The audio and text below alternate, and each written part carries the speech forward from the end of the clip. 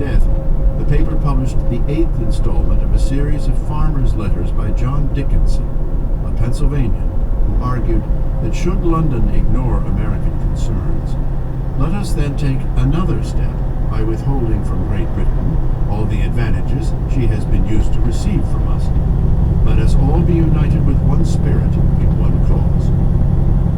With Fauquier dead, one world was beginning to end. Another was being born. At the same time Jefferson was creating chaos at Belvoir and living a cosmopolitan life in Williamsburg, he was building a new home for himself 2 miles, or less than half an hour's ride, from his mother's house. He named it Monticello, Italian for Little Mountain. On Monday, August 3rd, 1767, Jefferson noted the grafting of cherry trees on the property. On Sunday, May 15th, 1768, he reached an agreement to level 250 square feet on the top of the mountain at the northeast end by Christmas, in exchange for 180 bushels of wheat and 24 bushels of corn. 12 of those would not be due until the corn was harvested. He saw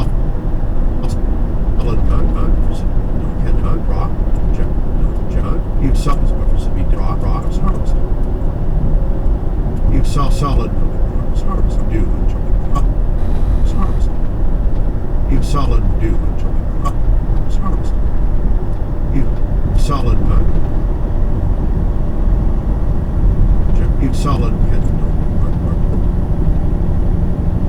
on Thursday, February 1st, 1770, Jefferson was playing his accustomed role as head of the family, accompanying his mother on a visit to a neighbor, when word of disaster reached them. Shadwell had burned. Jefferson was devastated. His first question to the slave who brought the news was whether his library had been rescued from the flames. The books were all burned, the slave replied, adding, "Madame, we saved your fiddle." For a man who prized physical objects, he was to prove an inveterate collector, a tangible manifestation of his curious mind. The ash and the smoke and the ruins were especially galling and dispiriting. The fire was a reminder of those things, those many things, that lay beyond human control.